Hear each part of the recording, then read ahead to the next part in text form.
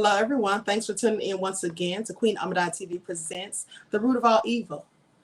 So thank you all for returning to the chat. So let's get into it. Another nefarious story, no less. Okay?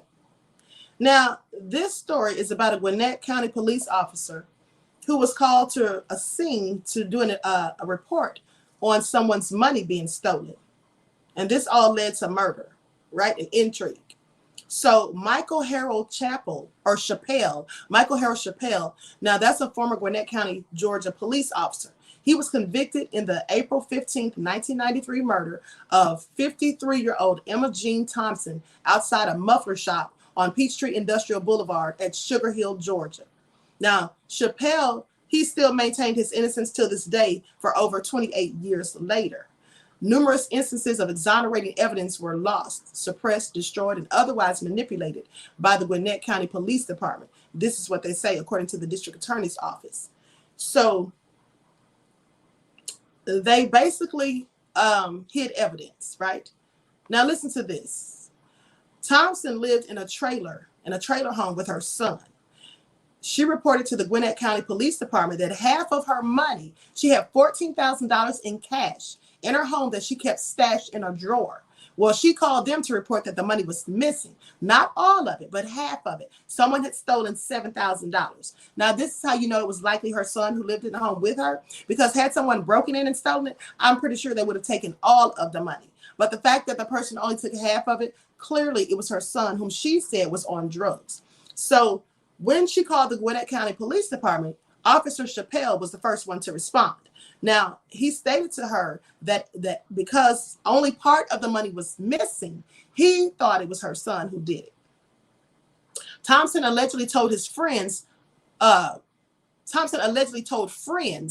she was planning to meet Chappell after he told her he wanted to compare serial numbers on the bills. Though none of these friends would testify to this meeting, and there were no phone calls for 6 or 8 different conversations. But here's the thing. Now, because he's a police officer, some people didn't want to believe that he did this. You know, some people wanted to say, oh, you know, there was false evidence given and all this, that, and the third, right? And the thing of it is, he absolutely did do it as far as I'm concerned, okay? He absolutely did do it. Because here's the thing. How does this make sense? He's called to her house. She says she has $14,000 cash. Someone stole half of it. The officer, Chappell, then asked her, well, where's the other half of the money? The other $7,000. Do you still have it here? She says yes, right? To which he then tells her, well, why don't you meet me? Or he calls her the next day and he says, why don't you meet me over on Peachtree Industrial? He says, and bring the rest of the money so I can check the serial numbers, right? Now, how was he going to check the serial numbers? Did he have receipts or information from the bank where the money came from? So he was clearly trying to get her to show up and have the money with her. But luckily, she was at her friend's home and she told her friend, after speaking to him, she told her friend who she was sitting right next to, well, I'm going to have to go meet Officer Chappell and he wants me to bring the money. He's going to compare the serial numbers. So she goes to meet him. He's in his Gwinnett County patrol car, right? So when she pulls up, she's sitting in the car. He walks up and he's wearing a poncho because it's raining. He gets out and walks over to her. And then he asks her, did you bring the money? She says yes. And then he shoots her. Okay? He shoots the woman. Now, on the evening of April 15th, 1993, Thompson was shot twice in the head while she was seated in her parked car.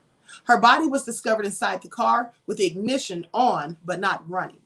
The following morning in Gwinnett Muffler Shop on Peachtree Industrial Boulevard, that's where she was found. The primary evidence against Chappell was that his police car was seen by a passerby that night and at the shop next to Thompson's, right? So, or his police car was seen by a passerby that night at a shop and it was next to Thompson's car. Now, not only that, other colleagues who worked with him, they would later say, after he was, brought in as a suspect, some of them said that he all of a sudden had all this cash. when prior, like a week or so before, he was complaining about not having money for bills and not knowing what he was going to do about it. But they say they saw him in the locker room at the police department, going in his wallet, and he was pulling out all these hundreds as if he was counting his money. So that, along with the fact that someone saw his police car, that is what brought him in, as led him to being a suspect. So the case was presided over by Judge Bishop. Verdicts in the case were returned from a jury on September the 8th of 1995. And September the 10th of 1995, he got the sentence of life imprisonment rather than the death penalty. Now, an alternate jury in the case, Philip Sullivan, would publish a detailed analysis of the case against Chappelle, calling it weak and circumstantial. Because as I told you, many people didn't want to believe that a police officer did this. Now, they wanted to say, oh, it's just circumstantial evidence was used, is what they were saying, some people, and also saying it's coincidence. I don't think so. Now, Sullivan, 63 at the time of the trial, would devote the rest of his life to defending Michael Chappelle and trying to overturn what he viewed as a gross miscarriage of justice. Literally didn't think he did it. So completely independent of both the prosecution and a mandatory policeman's benevolent association to review the accusations, Congressman James Triffickens launched an investigation of his own into the charges against him. But nevertheless, he's still been held in prison with a life sentence. Now, I'm going to tell you like this. If there had been a black police officer, I doubt very seriously they would have been fighting to get him off, okay? So now on April the 15th of 2021, just a few months ago, the newly elected district attorney, Patsy Austin Gatson, announced the formation of the Convictions Integrity Unit to look into past wrongful convictions in Gwinnett County. This action by the district attorney spurred many friends, family members, and concerned citizens to flood the district attorney's office with letters and requests for a fresh look at evidence in this case. Let me tell you something, honey, he did it. He absolutely did it. But I just want you all to pay attention to how they stay on code. Now, how do they not know that this officer did it? The woman sat there and told her friend, I'm going to meet with Officer Chappelle. He wants me to bring the rest of the money. They find her dead in her car, shot twice. Witnesses say they saw a Gwinnett County police cruiser parked next to hers in a shopping mall. Someone else said they saw a police officer get out wearing a poncho because it was raining. He was the one who took the initial report. He knew exactly how much money she had and how much had been stolen. He knew what was left. He also knew that she had the money in cash in her house, in a drawer. It wasn't in the bank. Now, here's the thing. If you're a police officer and you're called to the scene where someone claims they had money in cash, stashed in a drawer, and someone stole half of it, wouldn't you then tell them or suggest to them that they take the rest of the money and go put it in a bank and a financial institution so that they wouldn't have to worry about the rest of it coming up missing? Why did he tell her to bring the money and meet him on Peachtree Industrial? If he wanted to meet her, why didn't he go back to her house? He was just at her house the day before taking the report. Why wouldn't you just say, listen, I want to come by your house and I want to get down the serial numbers of the money so I can compare them? Because what he told her was he's going to try to find out if her son has the other money. And if he catches the son with the money, he can then compare the serial numbers to the rest of the money. What made him think that the serial numbers would match? What made him think that they would be in sequence? Did she get all the money at once? I'm just saying, from the same place. How does he know these things? Did he even ask? No, he didn't. So with that all being said, yes, he did it. Okay? I'm telling you, they wanted him to be innocent so bad and so desperate. And with all the people who are actually wrongfully convicted in the injustice, the criminal injustice system, they should be focusing on those cases, not somebody who's a killer. Okay? This man, many of his colleagues, like I said, they said he was so concerned about bills, not having enough money just the week before. And then the next week they see him in the locker room and he's counting all these hundreds. And then you think that's a coincidence, compiled with the fact that someone saw a Gwinnett County police car parked next to hers, compiled with the fact that her friend said that she told them she was going to meet the same officer. Why would he not meet her at her house? Why would he want to meet her on Peachtree Industrial? I'm glad you asked. Because if he went to her house, Of course, the neighbors would see a police car in the yard. Of course, the neighbors would know that the police were there the day before. And if they saw him get out of the car, exit the vehicle, and walk to her front doorstep, they would likely know it was the same cop that was there the day before. So no, he wasn't going to meet her at her house. So he says, meet me on Peachtree Industrial. So they can miss us with it. He absolutely killed this woman, and he is exactly where he needs to be, spending life behind bars. Okay? Now, I want you all to pay attention. These last two stories, both of these two stories that I have just reported on the root of all evil, who committed them? A state trooper and a Gwinnett County police officer.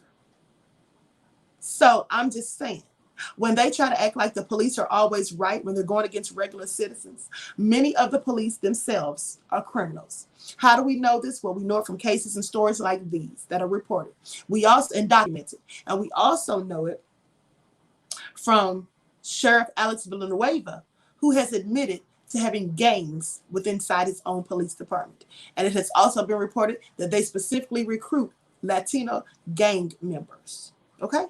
So with that all being said, yes, clearly there are crimes and crooks and criminals and thieves and liars and murderers amongst the police themselves. So with that all being said, I'm going to conclude this broadcast. Queen, Georgia has capital punishment, correct? Yes. Trust no man, especially the police. Absolutely. JP says the devil did it. Absolutely he did. Absolutely. And you know, it's very interesting because like I said, they wanted to make sure some of these people that he was exonerated. They want to say, oh, it was circumstantial evidence. You could say that it was circumstantial evidence, but sometimes circumstantial evidence is compelling enough to bring forth a conviction. They didn't have DNA evidence, right? They didn't have his footprints or fingerprints at the crime scene, right?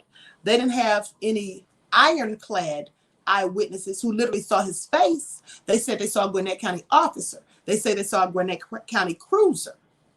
So no, this is circumstantial evidence. But you see, it was enough to prove the case. Because all of these things lined up, all of these things compiled together, that was enough evidence, right? So, and someone asked, is capital punishment legal in Georgia? Yes, it absolutely is.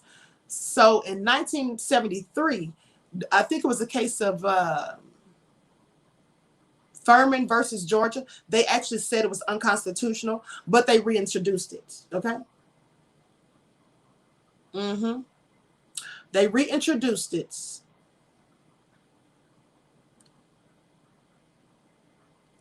Okay, thank you, JP. JP says, peace and blessings, Queen and family. Much love. JP, hashtag Black love you. And I hashtag love you right, Black. All right. They could have checked his weapon. You know, they could have, but he likely didn't even use his service revolver.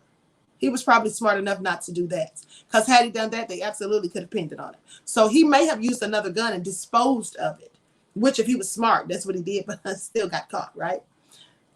Monica says, Queen Ahmadiyyah, what happened to the ballistics report of the gun? That's my point, beloved. They never released those details. If they did, I never found them. And like I said, he probably used a different gun. And here's the thing. I don't think they ever found the murder weapon. They probably did a ballistics report on his service weapon, which he likely didn't use. As I said, he would have to have been stupid to use that. Okay? So that's why there was no smoking gun. And that's why this is a circumstantial evidence-based case. You know, they didn't have a smoking gun. They didn't have any type of hardcore evidence, but they did have a witness who saw him who saw an officer at the scene. They did have a witness who saw a Gwinnett County police car at the scene. And they did have a witness who knew that he told her to meet him, even though it was hearsay. Because when you think about it, her friend who said that Emogene Thompson told her she was going to meet him, that's hearsay. But nevertheless, why would the woman lie? This is an elderly woman. She had nothing to gain. So why would she just simply say that, right? So clearly he did it. Lee Hart says hiding evidence. Exactly, like I told you. Exactly. Because they don't want him to get convicted of this. He's a cop, right? These demons and devils have been running around murking for money ever since they invented it. Yes, this is the root. This is the root of their evil. Absolutely. Monica said, I asked because the gun wasn't in the initial report. Absolutely, beloved. And that's likely because he didn't even use his service weapon. Okay, so with that all being said, I want to thank you all for tuning in. Please like and share this video. Subscribe to the channel if you haven't done so already. Be sure to click the notification bell and click the word all. And listen, one more live for now. I'm going to be going live later on this evening on the paranormal channel, Beyond the Realm. I know I said that yesterday, but clearly I had too much work to do. So I'm going live on there today, right? Sometime this evening. It won't be very late, probably around 5 or 6. Okay, Queen Ahmadiyyah TV presents the Beyond the Realm for paranormal stories. So, but also, this is what I want to say. The story I'm doing next on true crime, this happened just yesterday. A woman's entire head was decapitated in broad daylight, no less.